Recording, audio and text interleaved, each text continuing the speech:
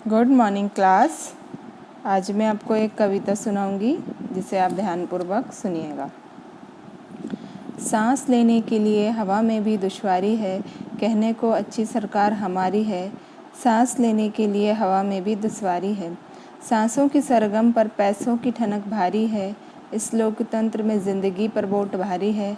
सांस लेने के लिए हवा में भी दुश्वारी है, उसको अपनी माँ से कितना प्यार था, आज उसके सामने माँ की लाचारी है। इंसानियत पर हैवानियत भारी है, सांस लेने के लिए हवा में भी दुश्वारी है। गैस के चैम्बर में लगी दौड़ जारी है, मास्क की शॉपिंग धड़ल्ले से जारी है। सांस लेने के लिए हवा में भी दुश्वारी है, सांस लेने के लिए हवा में भी दुश्वारी है। आपने प्रतीक भाटिया द्वारा लिखित कविता सुनी। इसमें बार बार जिस वर्ड का रिपीटेशन हो रहा था, जिस वर्ड को बार बार इस कविता में आया है, वह सांस लेने के लिए हवा में भी दुश्वारी है। मतलब आजकल जो बीमारियां फैल रही हैं, तो हवा में कितने सारे बैक्टीरिया, वायरस या प्रदूषित हो गई है हवा, इसके बारे में बताया गया है कि सांस लेने के लिए हवा में भी दुश्वारी है। तो आप में से कोई बता सकता है कि इसमें किस वर्ड पे ज़्यादा जोर दिया गया है? तो बच्चों, आज हम श्वसन के बारे में पढ़ेंगे। तो आज का हमारा टॉपिक है श्वसन। तो सबसे पहले हम श्वसन का सामान्य परिचय देखेंगे। सामान्य परिचय में क्या है, हम बच्चों, आप में से कोई बता सकता है कि हम कौन सी गैस लेते हैं? सांस के द्वारा, नोज़ के द्वारा हम कौन सी गैस लेते हैं और कौन सी छोड़ते हैं? गुड, ऑक्सीजन लेते हैं और कार्बन डाइऑक्साइड छोड़ते हैं। तो इसमें हमें सबसे पहले थोड़ा सा सामान्य परिचय, मतलब इसका इंट्रोडक्शन देखना है, जिसमें यही मैं आपको बताऊंगी कि हमें जीवित रहने के लिए सबसे ज़्यादा ऑक्सीजन की बहुत ज़्यादा ज़रूरत होती है। जब हम सांस लेते हैं तो हवा के साथ सिर्फ ऑक्सीजन हमारे अंदर नहीं जाती है, ऑक्सीजन के साथ कई और अन्य गैसें जो वायुमंडल में हैं वो भी हमारे शरीर के अंदर जाती हैं, लेकिन उसमें से सिर्फ ऑक्सीजन को हमारा शरीर ले लेता है। क्या करता है? उसमें से सिर्फ ऑक्सीजन को हमारा शरीर ले लेता है और बाकी सारी गैसों को बाहर निकाल देता है। तो जिसमें सबसे ज़्यादा कार्बन डाइऑक्साइड होती है, मतलब जब बाहर निकालता है उसमें सबसे ज़्यादा CO2 मतलब कार्बन डाइऑक्साइड होती है। सांस को अंदर लेना और बाहर छोड़ना श्वसन कहलाता है। यह सारी प्रक्रिया कहाँ होती है? श्वसन तंत्र के द्वारा की जाती है। ऑक्सीजन शरीर के विभिन्न भागों में, अंततः प्रत्येक कोशिका में जाती है। मतलब हम जब सांस लेते हैं तो ये ऑक्सीजन कहाँ जाती है? शरीर के प्रत्येक भाग में जाती है ना? शरीर के प्रत्येक भाग में जाती है और अंततः कोशिका में जाती है। और कोशिका में क्या होता है ऑक्सीजन का? जो हम भोजन करते हैं ना, जो हम भोजन करते हैं तो वह भोजन का विखंडन ऑक्सीजन के द्वारा होता है। मतलब भोजन का ऑक्सीडेशन होता है ऑक्सीजन के द्वारा, और इससे ऊर्जा मुक्त होती है। और ये प्रक्रिया कहाँ होती है? कोशिका में। इसलिए इसे क्या कहते हैं? कोशिकीय श्वसन। इसे क्या कहते हैं? कोशिकीय श्वसन। कोशिका में भोजन का विखंडन होता है ऑक्सीजन के द्वारा, इसलिए इसे कोशिकीय श्वसन कहते हैं। सभी जीवों की कोशिकाओं में कोशिकीय श्वसन होता है, क्योंकि सभी जीव श्वसन करते हैं और सभी जीवों की कोशिकाओं में कोशिकीय श्वसन होता है। इसको हम डायग्राम के थ्रू देखते हैं, जैसे कि आपको दिख रहा है एक चार्ट के द्वारा। ऑक्सीजन अंदर जा रही है, oxygen enter from the nose. Oxygen कहाँ से अंदर जा रही है हमारी बॉडी में? नोज़ के द्वारा। नोज़ के द्वारा लंग्स में जा रही है और शरीर की प्रत्येक कोशिका में। एक साइड में एक डायग्राम है, उसमें आपको दिख रहा है कि ऑक्सीजन कोशिका में जा रही है। कोशिका में जाके वहाँ पे क्या हो रहा है? भोजन का विखंडन हो रहा है और उससे हमको एनर्जी मिलती है। तो ये आपको समझ में आया। अब हम नेक्स्ट देखते हैं।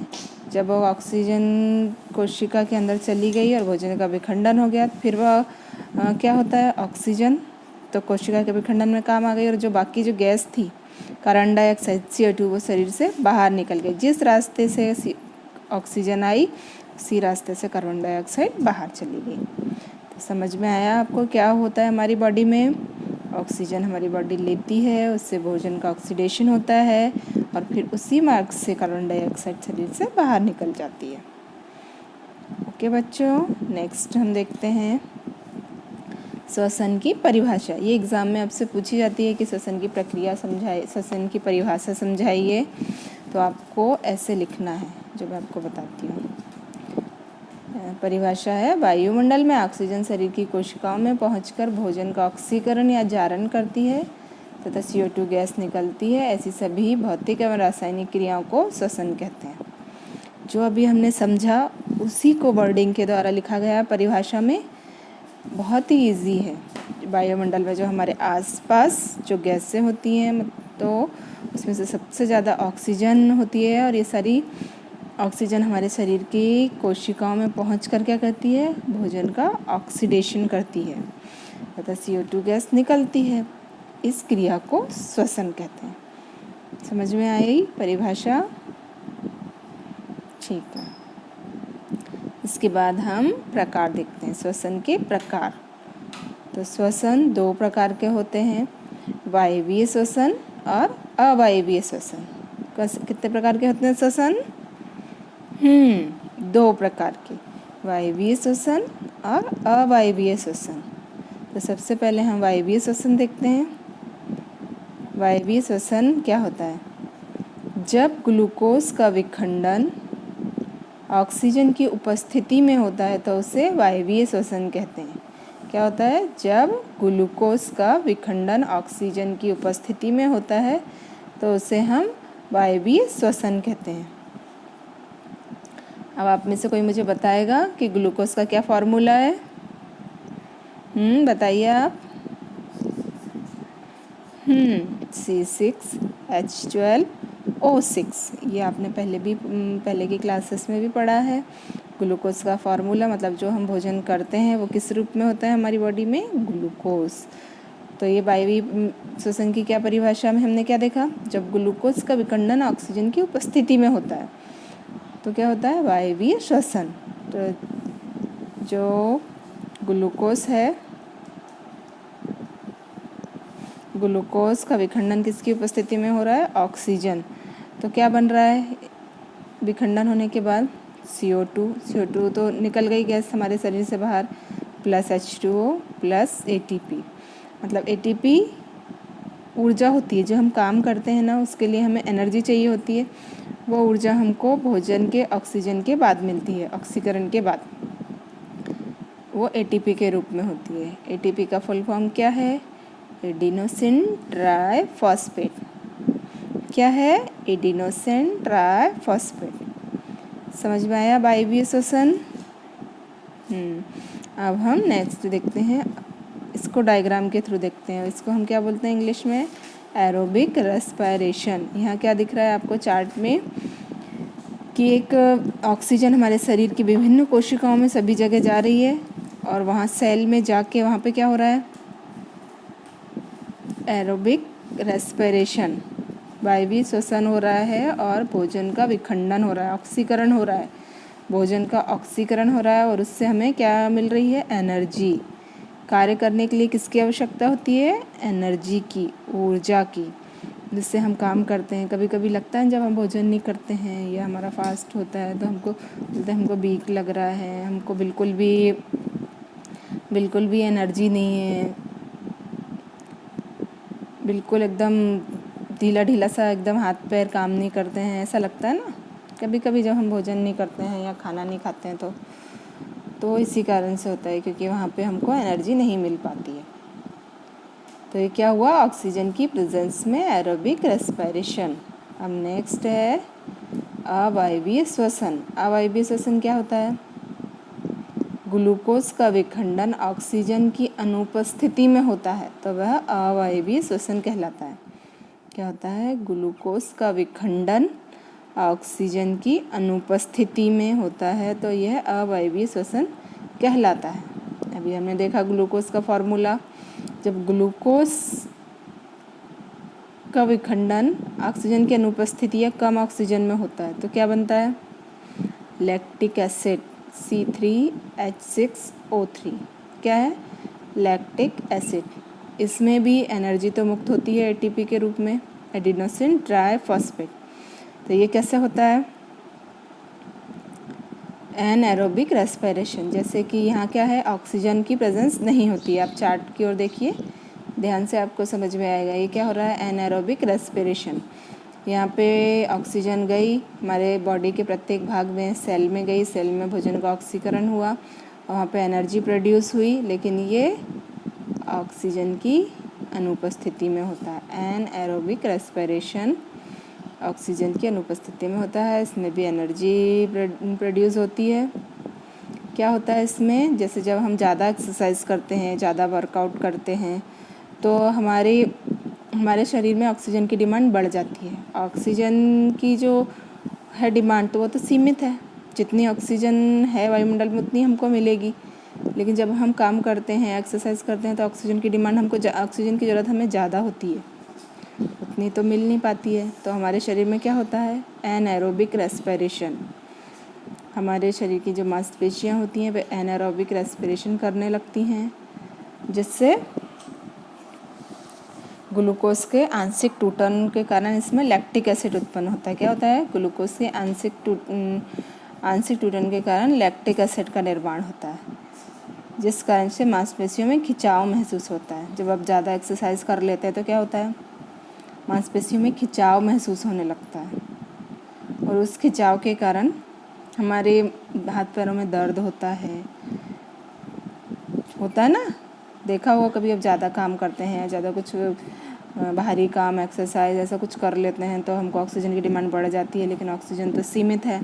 तो हमारे शरीर की मांसपेशियों में ग्लूकोज का आंशिक टूटन होने लगता है, जिससे मांसपेशियों में खिंचाव होता है।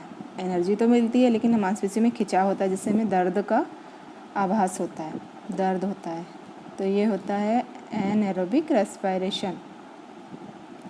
इसके बाद हमने क्या देख लिया अभी, श्वसन का सामान्य परिचय, परिभाषा, प्रकार। अब देखेंगे हम श्वसन की क्रियाविधि। श्वसन की क्रियाविधि, तो आप सभी को डायग्राम दिख रहा है, आपको अगर ये जो नाम लिखे हुए हैं ये छोटे दिख रहे हैं तो आप जूम करके देख सकते हैं। तो श्वसन की क्रियाविधि में सबसे पहले हम जब ऑक्सीजन को ग्रहण करते हैं तो ऑक्सीजन कहाँ से हमारे शरीर में एंटर करती है, बताइए। नोज़ से या नासाद्वार से। नासाद्वार से हमारी बॉडी में एंटर करती है ऑक्सीजन, फिर मुखगुहा में, मुखगुहा से ग्रसनी में, ग्रसनी से कंठ में, और कंठ से श्वास नली में। जो पहला होता है वो क्या होता है, श्वास नली। श्वास नली के बाद आपको ये रिंग जैसे घेरे दिख रहे हैं ना, सभी को चार्ट को देखिए आप ध्यान से, रिंग जैसे घेरे दिख रहे हैं, उनको क्या बोलते हैं, उपास्थि वलय। उपास्थि वलय एक घेरे जैसे होते हैं, हमारे शरीर के अंदर ये सारी रचनाएं पाई जाती हैं। ये उपास्थि वलय आगे जाके दो भागों में बढ़ जाते हैं। उपास्थि वलय नहीं बढ़ते हैं, उपास्थि वलय नीचे जाके एक श्वसनी बनाते हैं, श्वसनी आगे जाके दो भागों में बढ़ जाती है, और आगे नीचे जाके आपको दिख रही हैं बारीक बारीक नलियाँ जैसे निकली हुई हैं, जो हमारे लंग्स के अंदर श्वसनिका होती हैं। ये जैसे पेड़ों में होती है ना, शाखाएं निकली होती हैं, इसी तरह यहाँ भी लंग्स में भी एक छोटी छोटी सी शाखाएं निकल जाती हैं, उन्हें श्वसनिका कहते हैं। श्वसनिका आके जाके कुप्पिका बनाती हैं। कुप्पिका एक गुब्बारे नुमा रचना होती है, जिसमें रक्त नलिकाएं का जाल बिछा होता है। यही वह स्थान है जहाँ पे आके ऑक्सीजन मिलती है। तो जैसे ही हमने ऑक्सीजन अंदर की, सबसे पहले नासाद्वार से कहाँ गई, ग्रसनी से कंठ से श्वास नली से उपास्थि वलय से होते हुए श्वसनिका और कुप्पिका कोश, इनको एयर शेक भी कहते हैं। यहाँ चले गई ऑक्सीजन। कुप्पिका कोश में क्या होता है, रक्त वाहिनियों का बहुत सारा जाल बिछा होता है। यहाँ साइड में आपको येलो या ऑरेंज कलर के कुप्पिकाएँ दिख रही हैं। कुप्पिकाओं का ये डायग्राम है जो जूम करके यहाँ पे दिया हुआ है। यहाँ पे क्या होती है, जो हम ऑक्सीजन लेते हैं वो ऑक्सीजन यहाँ पे आके मिलती है। यही वह स्थान है जहाँ पे ऑक्सीजन जुड़ती है, और यहाँ से यहीं से ऑक्सीजन हमारे रक्त वाहिनियों में और फिर रक्त वाहिनियों से हमारे शरीर में जाती है। पूरे शरीर को आवश्यकता होती है ना, ज़रूरत होती है ऑक्सीजन की। तो कुपिका से में ऑक्सीजन जुड़ती है, वहाँ पे रक्त वाहिनियों का जाल होता है, रक्त वाहिनियों के द्वारा शरीर के प्रत्येक भाग में ऑक्सीजन जाती है। तो समझ में आई आपको क्रियाविधि। और यहाँ जो ये पर्पल कलर का डार्क मैरून कलर का दिख रहा है, ये डायफ्राम होता है। जब डायफ्राम नीचे की ओर जाता है और तब चेस्ट कैविटी के भीतर हवा का दबाव कम हो जाता है। क्या होता है, जब डायफ्राम नीचे की ओर जाता है तब चेस्ट कैविटी के भीतर हवा का दबाव कम हो जाता है और शरीर के भीतर हवा का दबाव बढ़ जाता है। क्या होता है, शरीर के भीतर हवा का दबाव बढ़ जाता है। तब नाक से शरीर में प्रवेश करती है हवा, ऑक्सीजन नाक से शरीर के अंदर प्रवेश करती है। और जब ये पूरे शरीर में चली जाती है तो कार्बन डाइऑक्साइड उसी मार्ग से शरीर के बाहर निकल जाती है। जिस मार्ग से ऑक्सीजन आती है उसी मार्ग से कार्बन डाइऑक्साइड शरीर से बाहर चली जाती है। एक वयस्क का लंग्स, एक वयस्क मतलब एक इंसान का लंग्स, जो स्वस्थ व्यक्ति होता है, 6 लीटर हवा स्टोर करके अपने अंदर रख सकता है। कितने लीटर हवा? 6 लीटर हवा, 6 लीटर हवा अपने अंदर स्टोर करके रख सकता है। तो क्या देखी हमने? श्वसन की क्रियाविधि। तो आपको समझ में आई श्वसन की क्रियाविधि। ये डायग्राम इम्पॉर्टेंट है, आपको याद रखना है और ये आगे पूछा भी जाता है। ठीक है बच्चों, तो आज हमने क्या पढ़ा?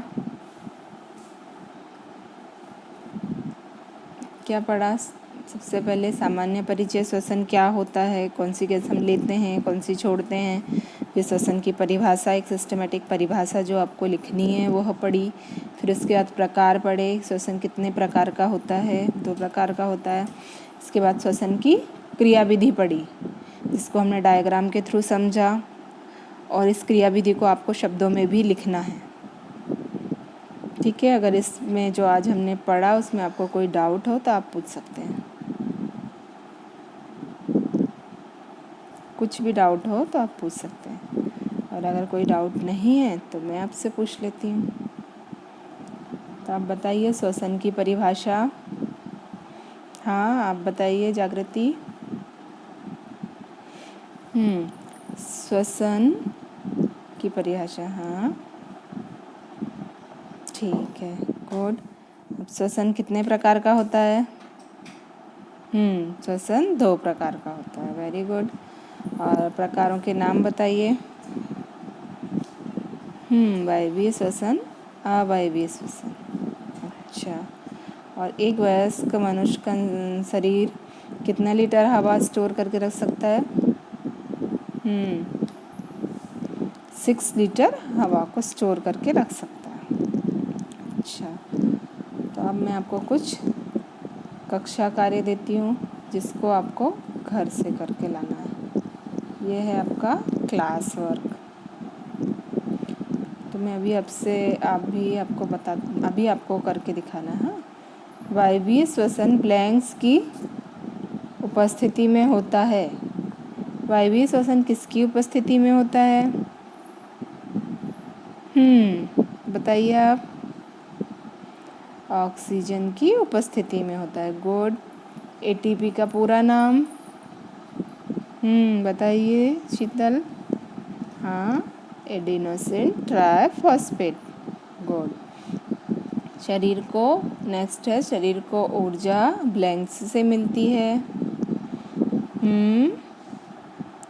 शरीर को ऊर्जा, हाँ बताइए आप, भोजन से मिलती है। अच्छा, और नेक्स्ट है श्वसन में वायु नासा गुहा से ब्लैंक्स में जाती है।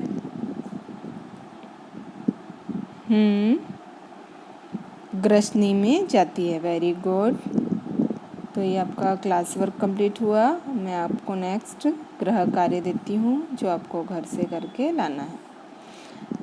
हमारे आसपास उपस्थित वस्तुओं से श्वसन का मॉडल बनाइए।